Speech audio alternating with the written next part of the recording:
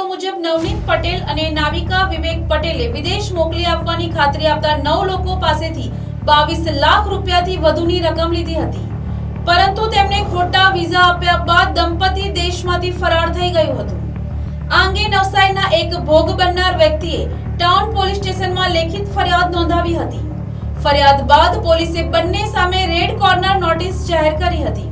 ત્યારબાદ નાવિકા પટેલ મુંબઈ એરપોર્ટ પર ઉતરતા જ ઇમિગ્રેશન દ્વારા અટકાવવામાં આવી અને નવસારી ટાઉન પોલીસ સ્ટેશનમાં લાવવામાં આવી હતી.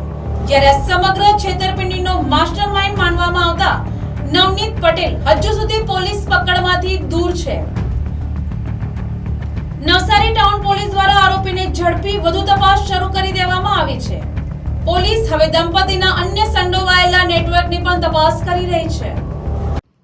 ફરિયાદી શ્રી વૈશાલીબેન વાઇફ ઓફ દીપક કુમાર ઠાકોરભાઈ પારેખ, ધંધો નોકરી રહે ઘર નંબર 17 શિવાંજલિ રો હાઉસ છાપરા ગામ નવસારી નાઓએ આરોપી એક વિવેક કુમાર નવનીતભાઈ પટેલ તેમજ નાવિકાબેન વાઇફ ઓફ વિવેકભાઈ નવનીતભાઈ પટેલ, ઓફિસનું સરનામું છે ફ્લાઇંગ ડક ઓવરસીઝ 251-252 સેન્ટ્રલ બજાર નવસારી, નાઓ વિરુદ્ધમાં નવસારી ટાઉન પોલીસ સ્ટેશનમાં આઈપીસી કલમ 400, 420, 465, 468, 471, 120 મુજબનો એક ગુનો દાખલ કરાવેલ હતો.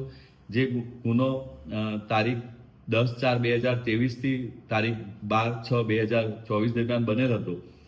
અને આ ગુનાની ટૂંક વિગત એવી છે કે આ જે આરોપીઓ છે વિવેક કુમાર અને એમની જે વાઇફ છે નાવિકાબેન નાઓએ આ જે ફરિયાદી છે તેમજ ફરિયાદમાં જણાવેલ શાહેદો જે 28 લોકો છે એમની પાસેથી 1,33,96,000 રૂપિયાની રકમ મેળવી ઠગાઈ કરવાના ઈરાદે વિઝા મેળવવા બાબતે ખોટા અને બનાવટી સ્પોન્સર લેટર બનાવીને આનો ઉપયોગ કરીને આમના એમ્બેસીમાં મૂકીને એને સબમિટ કરાવીને એમના વિઝા રિજેક્ટ કરાવેલા અને 10 વર્ષ માટે બેન કરાવેલ હતા.